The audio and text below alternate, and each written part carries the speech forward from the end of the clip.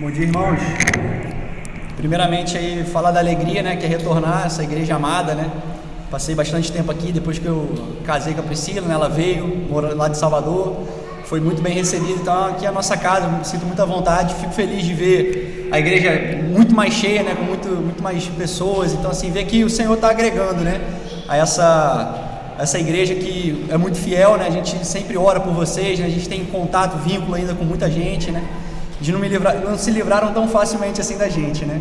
Então é a alegria estar de volta, ver vocês aqui, né, nesse novo ambiente, né, que comporta com muito mais conforto, né? Então é uma satisfação realmente revê-los, né, e poder compartilhar com os irmãos aqui algum estudo que eu até já havia falado a respeito disso, né, sobre a doutrina do arrependimento, que é algo assim, às vezes é um pouco desprezado, né, esse assunto. Por quê? Vou dar um exemplo aqui, né? Eu me propus agora recentemente voltar a estudar língua portuguesa, né? Tinha muito tempo, eu só estudei para cursinho lá quando eu fui entrar para a Marinha.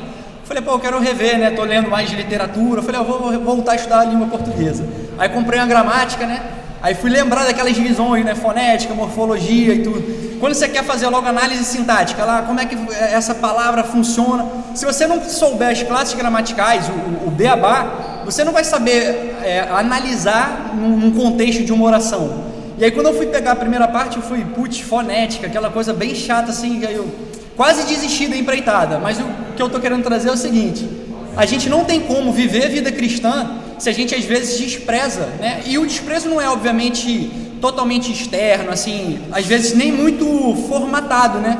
É um desprezo assim no dia a dia. O arrependimento é uma coisa que às vezes a gente consegue tocar a nossa vida sem nem pensar sobre ele, e ele diz muito do nosso relacionamento para com Deus.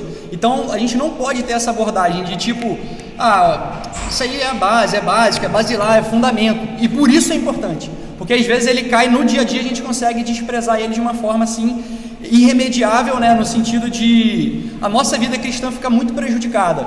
Então a minha oração, né, aqui, estando aqui, era a gente fazer um resgate, né, revisitar esse assunto, a sua importância, né, e trazer uma análise prática de como nós temos vivido à luz do arrependimento, né, como é que a gente tem tratado esse tema, né. Eu vou orar então para a gente iniciar. Peço que os irmãos fechem os olhos. Senhor Deus, te agradecemos, Senhor, por essa oportunidade de estarmos aqui juntos novamente no dia do Senhor, aprendendo mais de Ti, Pai, nesse dia que é a feira da alma, o dia que o Senhor separou, Pai, para adorarmos, para rememorarmos os Teus feitos gloriosos, Senhor, a nossa salvação, como o Senhor, Pai, graciosamente nos deu através de Cristo Jesus. Obrigado, Senhor, que o Senhor possa falar conosco agora, Pai. Já falou tremendamente, Pai, pela pregação. Continue, Pai, nos instruindo, Pai, que possamos crescer na graça e no conhecimento de Cristo. É o que nós pedimos e rogamos em nome de Jesus. Amém. Então, irmãos, pode passar aí, Davi. Esse, como eu já fiz essa introdução, né, é um assunto bem prático. Ele é doutrinário, mas ele tem, como toda a palavra de Deus, né, um fundamento para a nossa caminhada cristã. Tem várias facetas, né, desse assunto, mas eu quero tratar aqui da questão um pouco mais, né, da nossa vida cotidiana. E para isso eu vou começar com a confissão de fé, né? Para quem estiver anotando aí, os nossos símbolos de fé que falam sobre isso, está lá na confissão de fé, o capítulo 15, no catecismo maior é a pergunta 76, e no breve catecismo é a pergunta 87. Todos os três, né, falam a respeito desse assunto.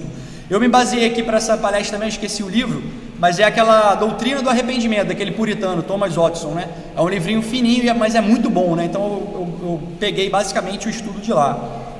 E essa confissão, na confissão de fé, fala assim, os homens não devem se contentar com o arrependimento geral, mas é dever de todos procurar arrepender-se particularmente de cada um dos seus pecados.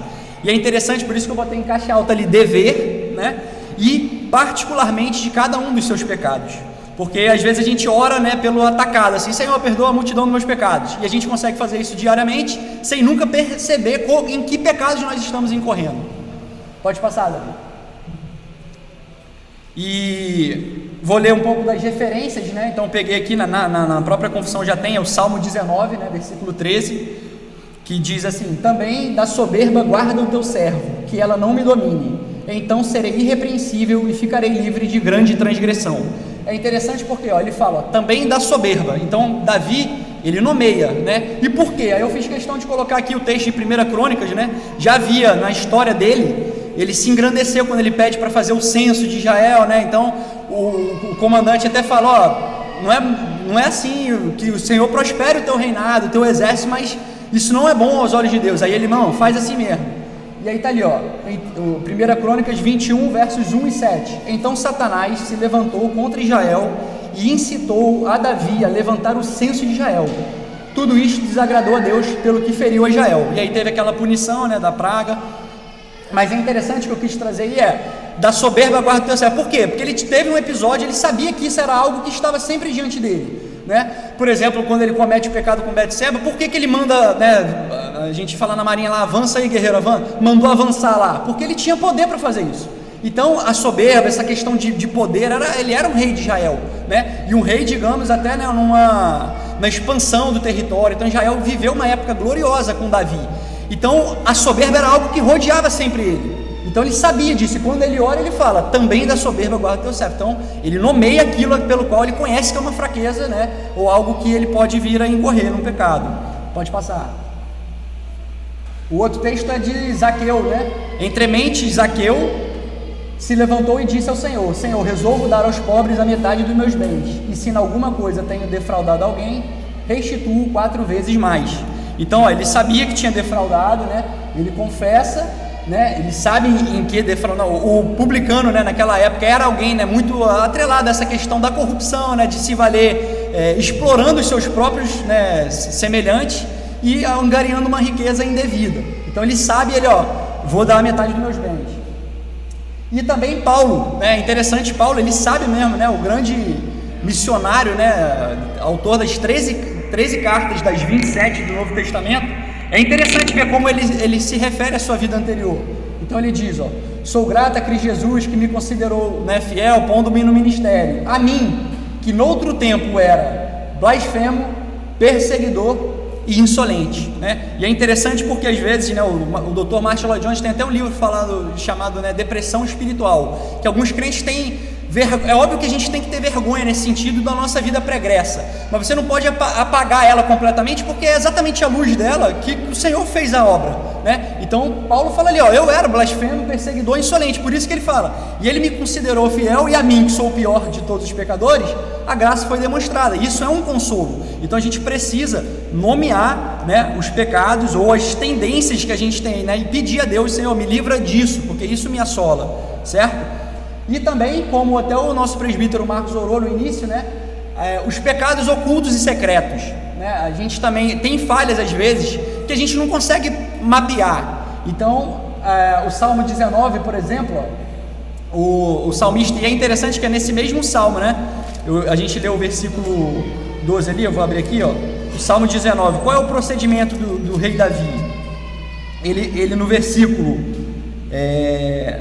12, ele ora isso aí, quem há que possa discernir as próprias faltas? Absolve-me das que me são ocultas. Ou seja, se eu tenho procedido de alguma coisa e não está claro, Senhor, me mostra. No versículo seguinte ele fala, também da soberba livra o teu servo.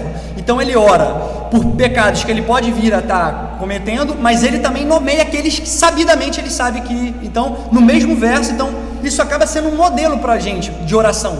A gente pedir, Senhor, sonda o meu coração, né, me mostra, mas também naquilo que a gente sabe, a gente precisa orar. O Salmo 90 também, o Salmo de Moisés, né? Diante de ti puseste as nossas iniquidades, e sob a luz do teu rosto, os nossos pecados ocultos. Jó 12, 22, das trevas manifesta coisas profundas, e traz à luz a densa escuridade. E é por isso que o nosso coração, né, como uma fábrica de ídolos, ele também consegue produzir, e o pecado tem esse torpor. O pecado ele vai enganando e ele vai obscurecendo o entendimento.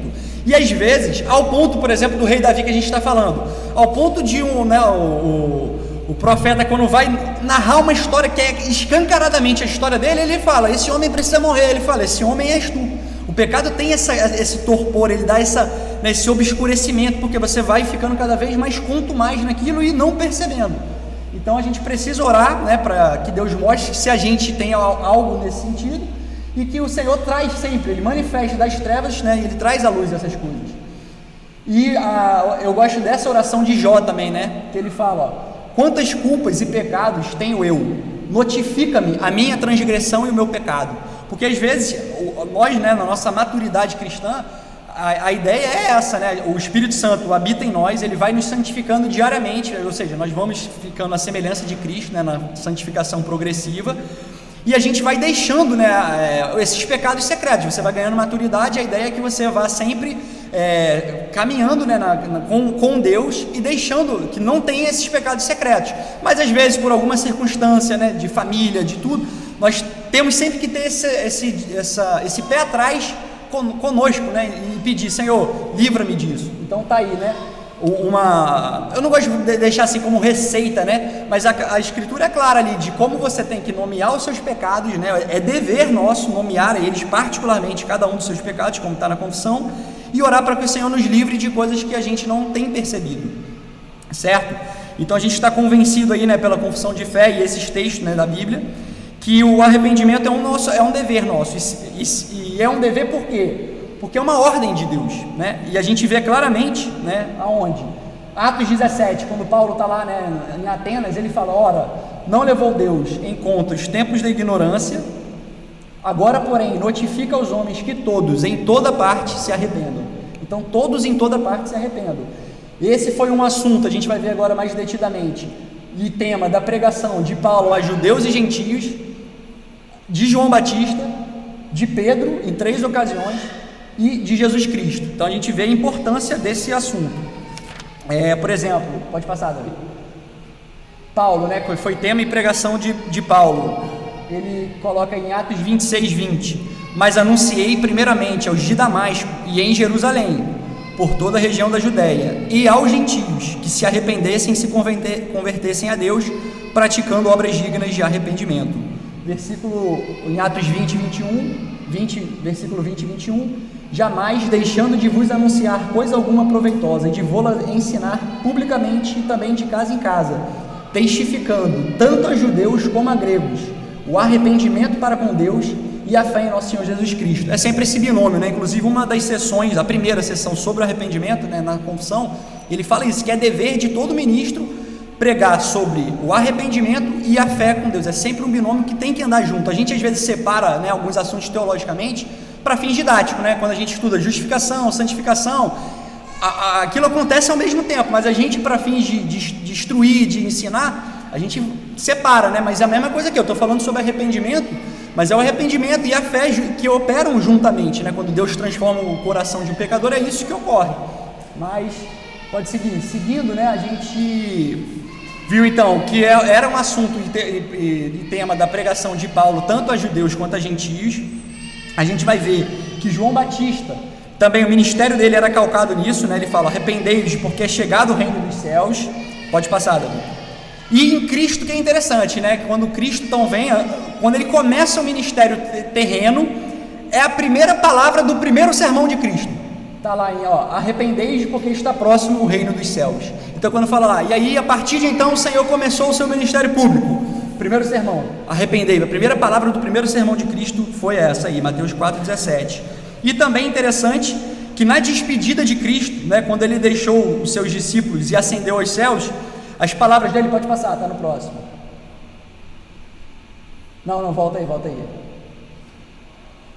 É essa daqui, é isso mesmo, Lucas 24. Ele diz, então, quando ele, resumindo as palavras dele, foram que em seu nome se pregasse o arrependimento para a remissão de pecados a todas as nações, começando de Jerusalém.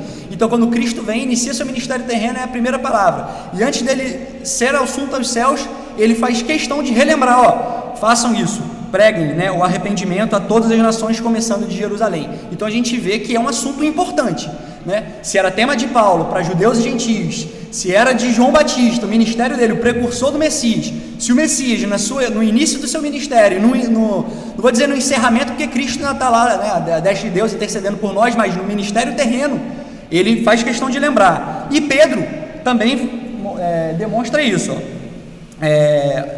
Vai para o slide 10, isso aí. Que Pedro ele fala o seguinte, os apóstolos, então, mostra que eles entenderam, né? Eles atenderam a esse chamado, essa ordem de Cristo, e eles entenderam isso, e eles cumpriram, então. Aí está em Marcos 6,12, que diz assim: então saindo eles, pregavam ao povo que se arrependesse. Esse saindo eles, está no texto, se você for olhar lá na Bíblia, é aos 12 mesmo, não é aqueles 70 não, é aos 12. Então fala assim: saindo eles, pregavam ao povo, né, que se arrependesse. O discurso de Pedro em Pentecostes, né, é esse daí, ó. Respondendo-lhes Pedro: arrependei-vos e cada um seja batizado em nome de Jesus Cristo para a remissão dos vossos pecados. A outra ocasião, essa daí foi a do Pentecostes. A outra ocasião é a do templo, né? Que ele está no templo, ele fala: arrependei-vos, pois. Essa daí mesmo, Davi, tá certo? Arrependei-vos, pois, e convertei-vos para serem cancelados os vossos pecados. E o outro foi com Simão, né? Que iria comprar os dons. Arrepende-te, pois, da tua maldade e roga ao Senhor. Então, meus irmãos, pode passar aí, próximo. Até agora eu quis mostrar só da importância desse assunto. Por isso falei: ministério terreno de Cristo, Paulo aos judeus e gentios, Pedro, João Batista. Então é um assunto que não dá para a gente negligenciar no nosso dia a dia, certo? Agora é importante, então se é uma ordem, se a gente precisa, e é uma ordem, a gente precisa obedecer a um dever nosso, como que se processa isso? A gente pode se arrepender, porque, né, que se arrependa, parece que a gente joga ao pecador esse ônus, não, você tem que se arrepender, se vira aí. Mas como que isso se processa na prática? E aí a confissão, né, o catecismo maior também responde: é pelo Espírito e pela palavra, né? Ou pelo Espírito, através e pela palavra, certo? A gente vai ver aqui, ó, o catecismo maior, pergunta 76, diz: o que é o arrependimento que conduz à vida? O arrependimento que conduz à vida é uma graça salvadora, operada no coração do pecador, pelo Espírito e pela palavra. É muito maior a resposta, né? Mas eu só coloquei aqui até onde era pertinente. Pode passar. Você tem um arrependimento para a vida, que é a graça salvadora, e aí, até no versículo anterior, falou para que se fosse a conversão, o arrependimento é para que sejam canceladas as vossas dívidas, que é uma graça inteira aí, né? Uma salvação. Deus não olha para os seus pecados, mas ele, ao mesmo tempo, ele faz com que o pecador vá a ele diariamente, peça perdão pelos seus pecados, ou seja, o arrependimento pelos seus pecados, né? A própria oração lá que o Senhor nos ensina: perdoa as nossas dívidas, assim como nós perdoamos os nossos devedores, né? E existe essa distinção aí com relação a essa questão, né?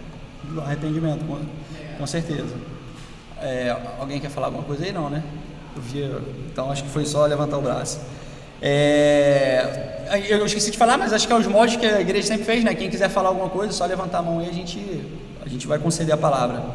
Certo? Pode passar aí, Davi. Não, esse é pela palavra, certo? Então botei 2 versículos ali para a gente ver, ó. E ouvindo eles isto, compungiram-se em seu coração. E é interessante, eu peço também que os irmãos abram aí esse texto, só para mostrar aqui uma coisa, né? Porque ouvindo eles isto, o que era isto que eles estavam ouvindo, né? Como que Deus concede o arrependimento?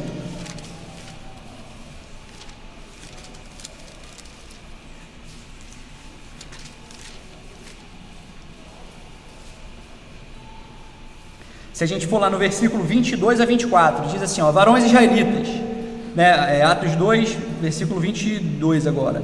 Varões israelitas, atendei a estas palavras: Jesus o Nazareno, varão aprovado por Deus diante de vós com milagres, prodígios e sinais, os quais o próprio Deus realizou por intermédio dele, entre vós, como vós mesmos sabeis, sendo este entregue pelo determinado desígnio e presciência de Deus, vós o matais, crucificando por mãos de iníquos, ao qual, porém, Deus ressuscitou, rompendo os grilhões da morte, porquanto não era possível fosse ele retido por ela.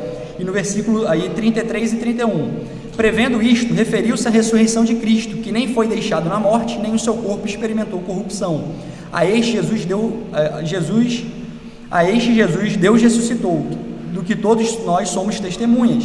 Exaltado, pois, a destra de Deus, tendo recebido do Pai a promessa do Espírito Santo, derramou isto que vedes e ouvis. Então, aí fala, e ouvindo eles isto, então eles estavam ouvindo o conteúdo do Evangelho, a mensagem, a pregação da palavra de Deus. Então era isto que ouviram, compungiram-se em seu coração. Então a palavra de Deus, a pregação, a exposição dela é que gera isso. Um pouquinho mais à frente, em Atos 11, 18, a gente vê aí o próximo texto, né? Atos 11, 18, que diz: E ouvindo eles estas coisas, apaziguaram-se e glorificaram a Deus, dizendo: logo também aos gentios foi por Deus concedido o arrependimento para a vida. Pedro, né, fazendo a sua defesa lá depois de ter estado na casa de Cornélio, e ele faz, né, essa explicação, a mesma coisa. E ouvindo eles estas coisas, a explicação de Pedro, ele relembra a promessa de Deus, de que eles seriam habitados, né, pelo Espírito Santo, seriam recebidos o Espírito Santo, eles iam pregar em toda a Judéia, e então aquilo ali, ó, que está no versículo 16 aí do texto, ó. Então me lembrei da palavra do Senhor, é Pedro falando, ó, me lembrei da promessa de Cristo, quando disse: João na verdade batizou com água, mas vós sereis batizados com o Espírito Santo, e isso agora foi concedido aos gentios. Então o evangelho, o conteúdo, as promessas se cumprindo, eles ouvindo isso, eles se alegraram, né? Porque foi concedido aos gentios também o arrependimento para a vida. Então é sempre o conteúdo da palavra, é a palavra sendo pregada, as palavras de Cristo sendo lembradas, é isso que traz o arrependimento. E é interessante também porque a palavra, eu peço que os irmãos abram aí, né? Eu peço Jeremias 23, versículo 29, né? Que a palavra de Deus, ela é comparada ao martelo e ao fogo, né? Isso está bem claramente aí em Jeremias 23, capítulo 23, versículo 29. Diz assim, ó: não é a minha palavra fogo, diz o Senhor, e martelo que esmiuça a penha? Então a palavra de Deus, por que esses instrumentos eles são usados? O martelo, o que ele faz? Ele quebranta, né? Rocha, né? Penha é um rochedo, o coração de pedra do pecador, certo? É o martelo que esmiuça, que quebranta. E o outro derrete, né? O fogo derrete, ou seja, ele aquece as afeições, o coração do pecador. Então a palavra de Deus, ela é esse instrumento, né? Que ela é para salvação, né? Quando ela vai trazendo vida, né? Cheiro de vida para os de vida e cheiro de morte, né? Porque ela vai condenando, é exatamente o evangelismo. Por que a gente tem que evangelizar? A gente sabe que nem todo mundo vai ser convertido, né? Isaías, né? Senhor, quem creu na nossa pregação? Cristo pregando, né? E alguns dizem, duro é esse discurso, mas a gente tem o dever de fazer isso. Os resultados não nos pertencem, porque o Senhor vai trazer os seus eleitos pela vocação eficaz no tempo devido, mas a gente tem que fazer. É a mesma coisa, a gente tem que pregar a palavra, ela vai ser salvação para os eleitos e vai ser condenação para os que se perdem, mas o nosso dever a gente tem que cumprir. E a outra pode passar pelo Espírito, né? Isso não é separado, é a mesma coisa, né? Como eu falei, didaticamente a gente separa, né? Porque a palavra de Deus é o que? A palavra de Cristo, né? Foi o Espírito Santo quem, né, inspirou as Escrituras, né? A gente sabe que a Trindade toda, né, agindo conjuntamente, ela nos deu a palavra de Deus. Mas aqui eu digo o Espírito da palavra porque quando um ministro vem pregar, é o próprio Cristo pregando, é o Espírito de Cristo que está ministrando a congregação, utilizando a palavra. Então é sempre o Espírito Santo, na verdade, só que ele deu um meio ordinário para que isso seja feito, que é a palavra de Deus. A fé vem pelo ouvir a palavra de Cristo, certo? Então, mesma coisa, não quero que separem, né? É o Espírito Santo atuando que faz essa obra, pela e através da palavra, certo? E aí separei alguns textos também de Atos, né? Ainda Pedro falava estas coisas quando caiu o Espírito Santo sobre todos que ouviam a palavra, né? E o próximo é João 16:8, quando ele vier, né, o Espírito Santo, o Consolador, né, o Paráclito, né, o nosso advogado, né, convencerá o mundo do pecado, da justiça e do juízo. Então é interessante também aquele texto de Lídia, né, que diz assim: e o Senhor abriu o seu coração para que atendesse as coisas de Paulo. Acho que é Atos 16:12, se não me engano. Lídia, ela estava ouvindo, ou seja, Paulo estava pregando, o Senhor abriu o seu coração para que atendesse as coisas a que Paulo dizia. E aí ela é batizada com toda a sua casa. Pode passar aí, Davi. Então, meus irmãos, a gente viu aqui pela palavra de Deus, né, que a gente precisa, né, é uma ordem, que a gente precisa viver esse arrependimento todo dia. Então, né, surgiu agora um e-book muito bom chamado Autoexame. Tem até o Douglas Lima fez, acho que só o prefácio dele. Ele é tipo um guia que vai fazendo isso. Como que você faz esse autoexame? Isso era algo que a gente precisa fazer para participar da ceia. Paulo fala: examine se estás na fé, né? A gente precisa ter sempre esse autoexame, essa análise com a nossa vida com Deus. E às vezes na correria, né, nosso mundo pós-moderno, que tudo, as coisas são para ontem, né, uma superficialidade existente, a gente está cheio de demanda, né? Hoje um jovem para ter que fazer doutorado, pós-graduação, mestrado e tudo, e curso de inglês e falar línguas, e às vezes a gente nessa correria, chega em casa exausto, você ora por atacado: Senhor, perdoa a prontidão dos meus pecados, obrigado pelas bênçãos concedidas, amém. e você não tem você não nomeia os seus pecados, você nem para fazer isso. Então, né, a gente está vendo aqui que a palavra nos intima a isso, e que a nossa vida com Deus, né, ela vai ficando mais madura e mais robusta à medida que a gente vai fazendo isso, certo? Então a gente precisa também ter um alerta, né? É o que eu coloquei, eu não vou gastar muito tempo nisso, né? Mas o arrependimento é algo, eu gosto dessa frase do Agostinho, né? O arrependimento condena muitos. Porque o arrependimento entende-se o falso arrependimento ou o não arrependimento, né? A falta do arrependimento condena muitos. E ele, né, o Puritano, nesse livro, ele fala sobre 3, tem mais uma aí, Davi. São as imitações de arrependimento, que é o medo da lei. Às vezes o pecador, ele não tem medo, ele não tem temor de Deus, ele só tem medo da punição. Então ele acaba só querendo fazer resoluções contra o pecado, tudo aquilo, não porque é o temor do Senhor que evita o mal. A palavra fala que, né, os homens, pelo temor do Senhor, os homens evitam o mal. Só que o ímpio, às vezes, quando ele acha que ele está se arrependendo, ele está trilhando o caminho do arrependimento, nada mais ele só tem medo de ser descoberto, ele tem medo de cair num vexame público, ele tem medo de que aquele interesse seu específico exponha ele no trabalho. Ele acaba, então assim, tendo apenas o medo da punição, né? Resolução contra o pecado, isso aí pode ser, a gente vê muitas vezes também listas de final de ano, né? É mais ou menos isso. Se você vai na carne fazendo resoluções, não, a partir de agora você é um homem virtuoso, você não vai longe, porque você está na força do braço, né? E não é por força nem por violência, é o Espírito Santo mesmo que transforma o coração. Você não pode fabricar, você consegue ter uma moralidade, assim, um verniz de moralidade até certo ponto, mas a palavra fala que o que não provém de fé é pecado. Então a sua boa intenção, a sua motivação incorreta, ela já em si já é um pecado diante de Deus. Então é uma resolução contra o pecado, e outra é a forma de abandono de pecado, que alguns falam assim, eu parei de beber. Você consegue abandonar um pecado, mas se amontoar ali em outro, e você acha, ou então, por exemplo, você descobriu uma coisa de saúde, né? E aí você fala, vou parar de beber porque o meu fígado, o doutor falou, eu parei, mas não foi genuinamente pela força do Espírito Santo que você parou de beber, você parou porque você foi levado a uma circunstância externa e uma consciência mínima, e você optou agora por não fazer aquilo. Então esses são alertas. Quando ele discorre, cada um desses é muito profundo, mas aqui eu quis só fazer assim, como que alguns que estão na igreja, a gente sabe que a igreja é visível, né? Ela tem joio e trigo semeado nela, então tem que tomar esse cuidado. Será que o arrependimento que a gente tem demonstrado, primeiro, será que a gente tem demonstrado arrependimento? Isso é grave. Será que o nosso arrependimento, nos sinais mais assim, é apenas um remorso, é apenas uma autorreprovação? A gente tem que ver isso. Que tipo, porque Acabe sentiu, Judas, eles sentiram um pouco ali uma inquietação mental, né? Esaú diz que com lágrimas ele buscou arrependimento. Então assim, a gente precisa botar sempre em xeque, porque o nosso coração é enganoso, desesperadamente corrupto, e nós mesmos às vezes somos ludibriados pela nossa própria carne. Então a gente precisa estar alerta também a esses falsos arrependimentos, até para a gente poder orientar, se a gente no aconselhamento bíblico, né, por exemplo, ou uma conversa, um amigo, se está passando por isso, a gente consegue às vezes perceber se aquele arrependimento, se a vida dele de fato está frutificando. Então fica esse alerta aí, né? O arrependimento condena muitos, então é um assunto que não pode ser desprezado.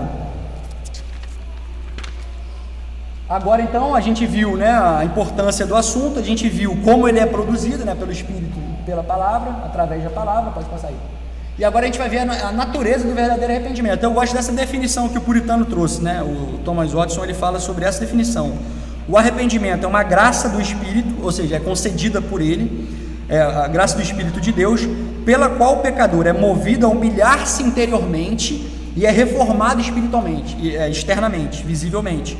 Por que eu gosto dessa? Porque ela traz realmente a natureza. É uma mudança de coração, é a palavra, né? O martelo que esmiuça a penha, a rocha do nosso coração, aquece as nossas afeições, né? Dando vida genuinamente espiritual, e a gente então começa a buscar Deus e se torna realmente, pela operação do Espírito Santo internamente, a gente vai sendo reformado visivelmente. Então uma das marcas que você consegue ver se um arrependimento é verdadeiro. Esse arrependimento, ele é visível, essa pessoa ela, de fato ela se transformou, ou não é só uma moralidade lá que a gente falou agora há pouco. Ele só se reformou porque ele descobriu um diagnóstico que agora ele está agindo um pouco mais, parou de beber. Será que isso então é genuinamente verdadeiro? Então a gente tem que sempre ter essas coisas em mente, que o arrependimento é uma graça concedida do Espírito Santo, que nos transforma, e a isso transborda externamente, certo? Pode passar aí, Davi. Aí eu gosto disso também. Os puritanos, né, eles são muito didáticos, né? Então esse livrinho ele vai assim dissecando cada tópico. Pode botar, são 6 aí. E ele fala assim, ó, o arrependimento é um remédio espiritual composto de 6 ingredientes especiais. A gente só vai ver o primeiro hoje, a gente só vai ver a visão do pecado, que você precisa contemplar. Por isso que, e é interessante, olha como é que os assuntos eles vão se complementando. O que Jó fala? Notifica-me da minha transgressão. Eu quero tomar ciência, se eu ajo, Senhor, som do meu coração, vê se há em mim algum caminho mau. Então, a gente precisa, o arrependimento ele começa com a percepção, né? E é o que? A visão do pecado, da odiosidade. A nossa confissão fala da odiosidade, de como ela é contrária, como ela é ofensiva a Deus. Então a gente precisa enxergar essas coisas primeiro. Visão do pecado, tristeza por ele. Salmo 38, o salmista fala, suporto tristeza por conta da minha iniquidade. Salmo 38. Confissão de pecado, então você contempla ele, enxerga o pecado, se entristece por conta dele, confessa, né, o pecado, se envergonha por ele, ganha ódio pelo pecado e abandona. O que confessa e deixa alcançará a misericórdia. Então, é tudo isso a mesma coisa. Isso é uma questão didática, a gente fez um passo a passo, mas isso tudo é um ato. Quando você é convencido do pecado, você se entristece, você confessa, né? Então é tudo junto, mas esses elementos fazem parte do verdadeiro arrependimento. Visão, tristeza, confissão, vergonha, ódio e abandono, certo? E aí a gente vai começar falando agora da visão, e é interessante porque ele fala isso, ó, o puritano, né? Podemos dizer que a primeira parte do remédio de Cristo é um colírio medicinal para os olhos. Então começa sempre com essa visão, com essa contemplação. E aí o texto lá de Atos, né, 26, 18, para lhe abrires os olhos e os converteres das trevas para a luz, da potestade de Satanás para Deus, a fim de que recebam eles remissão de pecados. Então essa contemplação, essa visão, né, do pecado, ela na palavra ela é expressa por uma expressão, que é essa daí, ó, cair em si, né? Tá ali, ó, em dois episódios a gente vê isso, em Lucas 15, 17, que é a parábola do filho pródigo, e 1 Reis 8, 47, que é Salomão orando pelo povo, né? Então aqui no filho pródigo, o versículo diz assim, ó, então, caindo em si, disse, levantar-me-ei e irei ter com o meu pai, e lhe direi, pai, pequei contra o céu diante de ti. Então ele está, né, com os porcos, aí ele racionaliza, realmente ele vê assim, ele contempla a situação, caiu em si, ele fala, o meu pai, o servo mais humilde dele, tinha uma condição, eu estou aqui comendo comida dos porcos, ou seja, ele contemplou agora o local onde ele estava, né? Ele tinha, né, no seio do pai, com todas as providências, né, e as riquezas do pai, então ele está numa situação, né, mergulhado lá, chafurdado no pecado. Aí ele cai em si. Esse cair em si é o que, né, a palavra metanoia, é mudança de mente. Ali, né, chaveou. Aí ele percebeu assim, eu vou agora. Aí a resolução passa a ser uma resolução correta, que a gente vê que aquela resolução ali que não é feita pela graça de Deus, ela é uma resolução que vai desvanecer na vivência da vida cristã comum, né, na vida diária, na verdade. Essa aqui não, porque você contemplou a sua situação e você vai agora, quando eu me arrependo, você tem que deixar, uma das partes é abandonar o pecado. Então ele fala assim, então agora eu vou fazer o seguinte, a minha mente mudou, eu contemplo a minha situação, agora eu vou lá e irei ter com meu pai e falar, pai, pequei, agora eu vou confessar lá e vou chegar adiante. Então caiu em si, né? Então ele viu, né, primeiro que ele não era nada senão um pecador, e só depois de concordar em sua mente, né, de que ele era culpado, ele foi lá em busca da reparação devida. Isso é a mudança de mente. Então, antes de vir a Cristo, o pecador precisa cair em si, né? Ter essa visão do pecado. E a outra ocasião é 1 Reis 8, 47, que é aquela oração de consagração do templo. Salomão fala, Senhor, quando esse povo pecar e tal, e eles orar a ti, ele usa a expressão, né? Se eles caírem em si, a mesma expressão lá do filho pródigo, quando eles se arrependerem de fato, que o Senhor os escute, que o Senhor os atenda, que o Senhor os perdoe. Então é preciso que o homem, né, que nós, pecadores, nós reconheçamos e a gente considere o pecado como ele é, realmente, como essa ofensa à justiça de Deus, né? Ou seja, traz um repúdio, é abominável a Deus. A gente precisa ver isso, primeira coisa para o arrependimento de fato se processar, e é isso que o Espírito Santo faz através, né, da graça que ele concede para o arrependido, para o penitente. E os puritanos também diziam uma coisa interessante, que os olhos foram feitos para ver e para chorar, e por isso então a gente precisa ver o pecado e depois chorar por causa deles, né? E onde não há a visão do pecado, não pode haver verdadeiro arrependimento, porque senão ele é uma daquela lá, é uma resolução, ela foi totalmente tomada, né, humanamente pela própria vontade da pessoa, e ele vai morrer na praia, né, porque não tem vida em si espiritual. É nesse aí ainda. Você vê que é interessante que muitas vezes o juízo de Deus, ele vinha, né, através disso, né, nas obras e na visão do povo. Então nesse versículo de Zacarias, diz assim, ó, a espada lhe cairá sobre o braço, ou seja, nas suas obras, naquilo em que ele de fato produz, e sobre o olho direito, ou seja, eu vou causar uma cegueira e você não vai conseguir contemplar. Então às vezes o juízo de Deus, como em Romanos, como é que a gente vê isso, né? É uma mentalidade reprovável. O Senhor, ele retira tanto a sua misericórdia que ele faz o seguinte: você não consegue mais contemplar o que você está fazendo. Então a sua mente está completamente obscurecida, o seu coração, né, desviado, e você não mais consegue olhar racionalmente as suas atitudes. Então é um juízo de Deus, né? Ele permite que o diabo segue os pecadores e que cegos, eles muitas vezes, né, eles vão então para o inferno, cego, completamente cego das suas obras, né? E também o texto lá de 2 Coríntios 4, né, que diz: nos quais o Deus deste século cegou o entendimento dos incrédulos, né? Então a gente vê que Deus só pode curar, né, da cegueira hedionda do pecado, só Ele pode fazer isso. Se Ele não abrir os nossos olhos, como fez com Lídia, né, para que ela atendesse às palavras de Paulo, o pecador vai ouvir o evangelho e ele vai ser apenas para condenação, porque ele não vai ter vida, né, disso. Então, a gente pode passar aí, Davi? Acho que o próximo já é essa já é a aula, já estou encerrando aí, até bem antes, né? Eu sou conhecido como uma pessoa prolixa, né? Então o Davi falou, ó, cara, a gente mudou lá agora, a gente não está mais fazendo 1h30 não, que é eu, o Lucas, a gente era 1h30, 1h20, aí eu, não, tudo bem, cara, então eu vou cortar aqui no ser o mais breve possível, mas fazendo essa análise, né, pessoal? Eu queria realmente trazer isso, né, aqui para a igreja, porque, como eu falei, né, a gente não tem como fugir dos fundamentos, porque muitas vezes a gente pega aquilo que nos é familiar, né, o arrependimento, a fé, às vezes eles são de fato assuntos basilares, eles são fundamentos, mas que às vezes por conta disso, a gente quer seguir adiante, né, na caminhada cristã, na nossa vida conjugal, né, nos nossos relacionamentos, no trabalho, totalmente apartado disso. Então a gente consegue viver a vida, né, deixa a vida levar lá, igual o Zeca Pagodinho, e aquilo não se processa na sua mente. Você não consegue parar ali e falar, Senhor, faz um exercício hoje, eu vou propor aqui uma coisa. Hora que antes, né, quando chegar em casa, antes de vir para cá, tente nomear os seus pecados. Você vai ver como isso é difícil, porque isso mostra que a gente não tem feito isso recorrentemente. Eu passei por uma experiência assim, parecida com isso, que eu falei assim, né, lendo esse trecho aí de autoexame, desse livrinho que eu falei, é um e-book que está lá na Amazon, né? Eu estava lendo esse livro e eu falei assim, caramba, realmente tem muito tempo que eu não paro para fazer isso, eu vou tentar. E você fica assim, cara, eu sei que eu estou longe de nem perfeição, nem se fala, longe às vezes de uma. Aí eu falo, não, vou orar ao Senhor, vou nomear meus pecados. Aí você não consegue externar, você fala assim, Senhor, perdoa. Aí você fala fatos, perdoa porque naquela ocasião específica, não. Vê você, pecador, diante de Deus, como é que você tem agido hoje? Como é que tem sido você como marido, no trabalho? Como é que tem sido as suas conversas? WhatsApp, se a gente pegasse o seu WhatsApp hoje e ficasse público, você teria do que se envergonhar?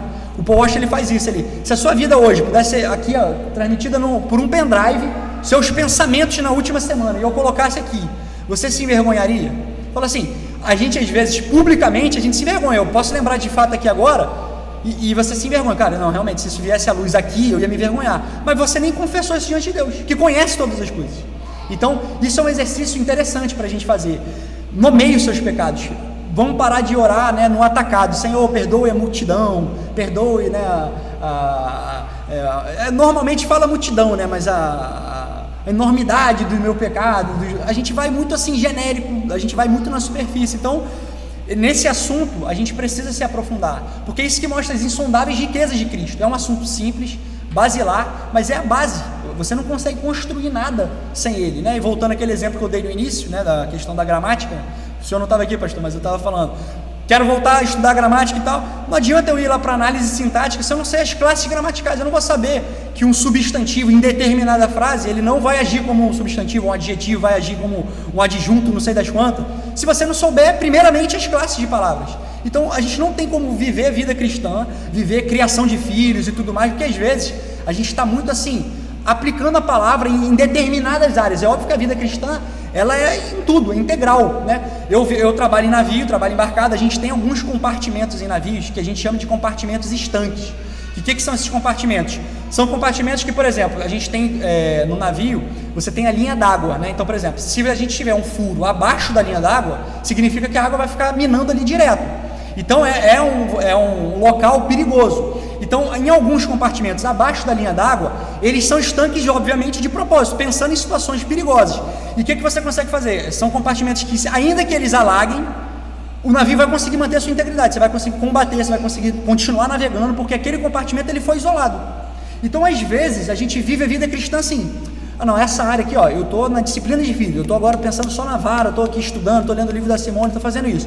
Só que às vezes você, como marido, você tem sido totalmente negligente. A sua esposa, você não tem prestado atenção nas conversas com ela. Então, assim, a vida cristã não pode ser compartimentada à semelhança desses compartimentos estanques. A gente tem que olhar a nossa vida como um todo, né? Eu estou estudando um pouco de aconselhamento bíblico, eles usam uma expressão lá interessante, que o homem ele é telorreferente. Tudo que você faz ou deixa de fazer, né, às vezes, isso diz de alguma forma a respeito a Cristo. Aquela frase famosa do Abraham Kuyper, né, que não existe 1 centímetro quadrado neste mundo que ele não possa dizer é meu, Cristo não possa arrogar para si, né? Então toda a terra e a sua plenitude pertence a ele. Só que a gente, pecador, a gente às vezes consegue na vida prática compartimentalizar. Não, esse assunto aqui ele é estanque, eu não vou mexer nele, eu consigo navegar, eu consigo manter a minha vida operativa, porque um navio, quando ele é abardoado, quando ele toma um torpedo, você, dependendo do local, é PT, né? Ele vai quebrar, né? E vai afundar. Só que alguns não. Então eu vejo, né, às vezes assim, que a vida cristã, muitas vezes, na fé reformada, eu digo, não estou dizendo de outra denominação, estou dizendo da nossa, fé reformada, IPB, muitas vezes, nós, igreja local, nós, membros individuais, a gente trata o assunto do arrependimento de uma forma muito banal, assim, trivial. A gente consegue seguir sem, de fato, nos arrependermos.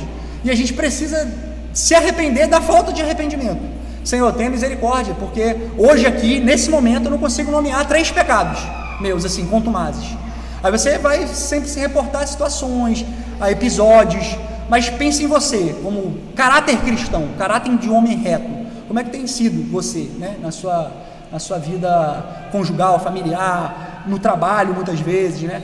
Por exemplo, a Simone faz muito, é um exercício também interessante. As pessoas têm facilidade para vir, né, difamar outros para você, de te procurar para fazer fofoca. São coisas, são elementos que a gente precisa perceber. O arrependimento ele precisa estar em todas as áreas da nossa vida. Na disciplina, muitas vezes, né, dos filhos. Uma vez eu lembro de ter conversado com a Lara, né, num momento difícil aí que ela estava passando de disciplina, né, então acho que foi até com o Danielzinho. E ela falou assim: e o que é mais difícil nesse processo é que você, às vezes, você quer disciplinar o seu filho, mas você precisa da disciplina, porque você às vezes está irritado, então é assim que a vida cristã precisa ser vivida. Por que o salmista fala, o Senhor tenho sempre à minha direita? Porque é uma forma de você evitar o mal, o pecado, quando você considera que o Senhor está ali vivendo, né? Se a gente pensar também em Adão e Eva, Deus deu a força, a capacidade, a mentalidade para que eles tivessem força para ir lá pegar o fruto proibido e comer. Então às vezes, até mesmo, isso é uma misericórdia de Deus, a concessão da vida. O Salmo não fala lá que se o Senhor cessa a respiração, expiram e voltam ao pó, cessam nesse momento todos os seus projetos. Então o fato da gente viver é a graça de Deus, e não podemos continuar, né, tratando o arrependimento, né, dessa forma leviana, como muitas vezes nós temos feito. E para não terminar num tom triste, né, como é um arrependimento, é uma graça, é isso, o Senhor vai... Como é que a gente vai então, utilizando os meios que Ele deu, os meios de graça? É a pregação, é a oração, né, é o ensino da confissão de fé. A gente tem, né, eu tenho compartilhado aqui com os irmãos, né, o Lucas, o Davi, a beleza que é os nossos símbolos de fé, né? Então a gente às vezes conversa lá, agora eles estão expondo, estão estudando as sessões, a gente às vezes compartilha alguma coisa. É um documento que está aí, ó, domínio público, está no escrutínio público aí há mais de 300 anos. É um sumário da fé cristã, o breve catecismo, ele era feito para criança. Então a gente vê um pouco também dessa superficialidade que a gente acabou adotando do mundo, né? Às vezes o breve catecismo para alguns ele pode ser uma coisa super rebuscada, mas ele foi inicialmente pensado para criança. Então assim, como é que a gente está vivendo, né, nesse mundo de rede social, né, que tem coisas muito boas, tem coisas muito benéficas, mas ele nos legou também um pouco assim essa superficialidade. A gente está vivendo as coisas, até as coisas de Deus, a gente está tratando de uma forma muito assim corriqueira e, né, tipo, mundana, muitas vezes. A gente tem tratado as coisas de Deus de uma forma mundana, assim, como eu trato o trabalho. Nem deveria tratar o trabalho assim, mas às vezes a gente está até brincando, né, o Davi falou recentemente, pô, agora eu conheço fulano de tal lá no meu trabalho, agora eu vou ter que ficar sério lá, vou ter que trabalhar, não vou poder errar lá, vou ter que fazer, é tipo isso, a gente consegue compartilhar, não, aqui eu sou um servo de Deus, sou fiel, sou dedicado, sou ativo na obra do Senhor, mas no meu trabalho eu chego atrasado, eu não honro meus compromissos. Então o arrependimento ele precisa ser matéria de vida, né? Ele é matéria de vida. Lembrando Agostinho, o arrependimento condena muitos, a falta dele principalmente, né? Então que o Senhor conceda essa graça. O Senhor é misericordioso, né, tardio em irar-se, é grande em misericórdia, em perdão. Viu o pastor olhando o relógio ali, eu estou achando que... Mas enfim, meus irmãos, o que eu me propus era isso, que a gente voltasse a olhar com esses olhos, né? A palavra sempre nos faz isso. Vá para antigas veredas, né? Jeremias não fala, buscai as antigas veredas. Existe um caminho seguro, existe um caminho. Os puritanos eles falavam, né, de uma experiência que era o agonizar em arrependimento. A gente não sabe o que é isso hoje. Provavelmente a gente sabe de relatos assim, de reformadores, né, do que é aquilo. John Bunyan tem um livro, né, o principal, graça abundante é o principal dos pecadores.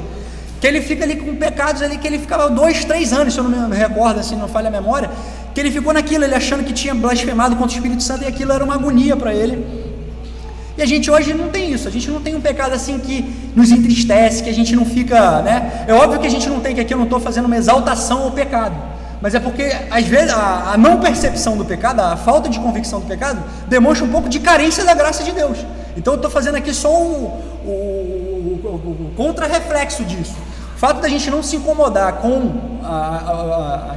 as percepções do pecado, a convicção de pecado, né? Eu lembro isso quando eu me reformei, eu achava interessante que todas as orações dos puritanos eles pediam isso, convicção de pecado, convicção de pecado. Eu ficava assim, pô, não era melhor pedir pela graça de Deus, pela graça de... Mas é aqui, ó, o arrependimento começa com a visão do pecado, porque você ofende a Deus da forma que você vive, e se você não percebe isso, o resto você vai ser tratado de maneira trivial e descortês, né? O puritano Thomas Watts, ele tem uma frase interessante, que ele fala assim: Cristo jamais será doce enquanto o pecado não for amargo. Se a gente não enxergar o pecado como ofensivo, completamente ofensivo a Deus, completamente oposto à sua santidade, a gente vai ficar satisfeito com a forma que a gente tem vivido. Então, que Deus conceda, né, à igreja, a nossa congregação, né, a cada um de nós como crentes individuais e como corpo de Cristo, o arrependimento que conduz à vida, que o arrependimento também gera tristeza segundo Deus, existe essa tristeza, né, de você abandonar o pecado, você perceber ele, né, Senhor, eu tenho te ofendido, e a gente voltar para nova obediência, né, sempre lembrando que a graça de Deus, o Espírito Santo habita em nós, né? Então a terceira pessoa da Trindade é quem nos habilita a perceber essas coisas, a caminhar. Isso é um grande consolo. Cristo está lá, vive interceder por nós. Eu lembro uma vez também aqui na IPPA, eu dei um estudo sobre o ofício sacerdotal de Cristo, que é algo também que está ligado a isso, que as nossas fraquezas aqui, Cristo sabe de cada uma, e Ele continua. Romanos diz que Ele vive a interceder por nós, e às vezes a gente até esquece disso, então a gente acha que está na força do braço, e a gente está aí negligenciando o arrependimento, negligenciando os meios de graça, esquecendo que o Espírito habita em nós e que a segunda pessoa da Trindade está lá, né, sempre intercedendo. O nosso sumo sacerdote está lá intercedendo por nós. Isso é um grande consolo, viver a vida cristã lembrado dessas coisas, saber que por que a gente vai confiantemente junto ao trono da graça, pelo novo e vivo caminho que Cristo abriu, porque não é na força do braço, porque quando a gente fala assim como Pedro, a nossa expectativa deveria ser: Senhor, retira-te de mim porque sou pecador, ser propício a mim. A nossa oração tem que ser essa: Senhor, seja propício a mim, pecador. Eu estou completamente ciente da minha inaptidão, da minha inabilidade, mas o Senhor, mediante a sua graça, o Senhor me restaura, me renova e me faz, né, em pronta obediência, né, atender de novo aos requisitos, né, e às demandas da tua palavra. Tem um versículo, né, para encerrar, que ele fala muito isso, interessante. Eu não lembro agora se é em Oséias, mas ele fala assim: não se anime, ó inimiga minha, porque ele vai sempre tropeçando e sempre levantando, mas o Senhor me levantará. A destra do Senhor faz proezas, e ela está sempre nos conduzindo e nos retirando do lamaçal do pecado. Então essa é a nossa grande expectativa e a nossa esperança, que o Senhor, ele é favorável ao seu povo. Ele vai castigar com vara de homens, ele vai disciplinar, mas jamais vai apartar de nós a sua misericórdia, a sua bondade. Então a gente tem que viver à luz disso. É o que eu desejo e oro, né, pelos irmãos. Vou orar aqui também para encerrar. Obrigado, pastor, novamente por essa oportunidade, né, estarmos juntos aí novamente, e que o Senhor nos conceda aí mais, né, arrependimento, mais consciência de pecado e mais desejo, né, pelo Senhor. Vamos orar. Senhor Deus, muito obrigado, Pai, te agradecemos por essa oportunidade. Pedimos perdão, Senhor, pela falta de arrependimento. Pedimos perdão, Senhor, porque muitas vezes, Pai, vivemos as nossas vidas de uma maneira totalmente irresponsável, Pai, diante do Senhor. Porque muitas vezes, Pai, a nossa vida cristã, ela é semelhante a uma rede social, que a gente trafega, a gente navega, Pai, completamente na superfície, sem mergulhar, Pai, sem conhecer o nosso pecado, Pai, sem estar consciente, Pai, da nossa falta de conformidade com a Tua Palavra. Mas agradecemos ao Senhor, Pai, porque o Senhor não nos deixa assim. O Senhor traz a Tua Palavra, Pai, que é como um martelo, Pai, que quebra o rochedo do nosso coração. A Tua Palavra, Pai, a semelhança do que está lá em Cantares, muitas vezes ela é um chicote, Pai, que visa realmente o nosso lombo, Pai, para nos corrigir, para nos tornar de volta, Senhor, para nos despertar, Pai, do nosso proceder louco que muitas vezes temos tido. Que o Senhor tenha misericórdia do Teu povo, Pai, que o Senhor renove a nossa obediência, que o Senhor nos dê alegria, Pai, em Te servir, porque muitas vezes também, Pai, a nossa vida cristã é uma vida sem vida espiritual, sem vigor, com o aspecto do rosto retesado, sempre sem alegria, mas a alegria é um fruto do Teu Espírito Santo. Ajuda-nos, Senhor, a vivermos assim, sempre alegres na esperança, Pai, regozijados no Teu amor.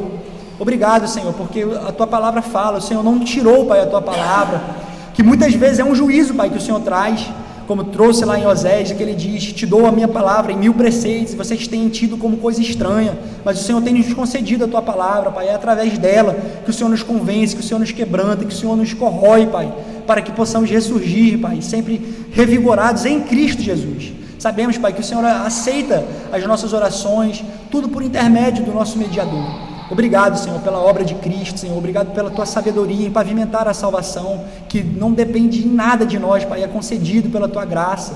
Obrigado, Senhor, porque o Senhor é um Deus maravilhoso, o Senhor tem feito maravilhas no meio de nós, Pai. Ajuda-nos a vivermos à luz disso, Senhor, separados deste mundo, Pai, não isentos dele completamente, Pai, mas relegados a uma irrelevância, Pai, porque a Tua Palavra é atuante, Pai. O Senhor orou, né, o Senhor Jesus Cristo por nós, para que não nos retirasse do mundo, mas nos livrasse do mal, que nós possamos, Pai, então trazer a Tua luz a esse mundo de trevas, Senhor, vivendo, Pai, à luz do que a Tua Palavra nos diz. Tudo isso, Pai, nós Te rogamos, agradecidos, Pai, porque essa mesma palavra, Pai, é um consolo que o Senhor nos concede, tirar nós da nossa inércia, Pai, tirarmos esse espírito, Pai, de torpor, Pai, de superficialidade a que temos sido submetidos, Pai. Ajuda-nos, Senhor. Renova a nossa fé, Pai, no Senhor, renova o nosso arrependimento, concede-nos, Senhor, convicção de pecados, Pai, desejo pela Tua obra, Senhor, pela Tua casa, Senhor. Isso aqui é um oásis, Pai. O dia do Senhor, estando com os santos, Pai, nos santos em quem temos todo o nosso prazer. Isso aqui deveria alegrar, Pai, deveria ser a nossa alma, Pai, nesse mundo, Pai, de deserto, Pai, com tantas coisas irrelevantes, Pai, nos consumindo, demandando a nossa atenção, pararmos aqui e ouvirmos a Tua palavra eterna, Pai. Isso é algo gracioso demais da Tua parte para conosco. Obrigado, Senhor, pela Tua condescendência e misericórdia. Continue, Pai, nos transformando e nos conduzindo, Pai, a sermos cada vez mais parecidos com Cristo, Senhor. Tudo isso nós rogamos agradecidos em nome de Jesus. Amém.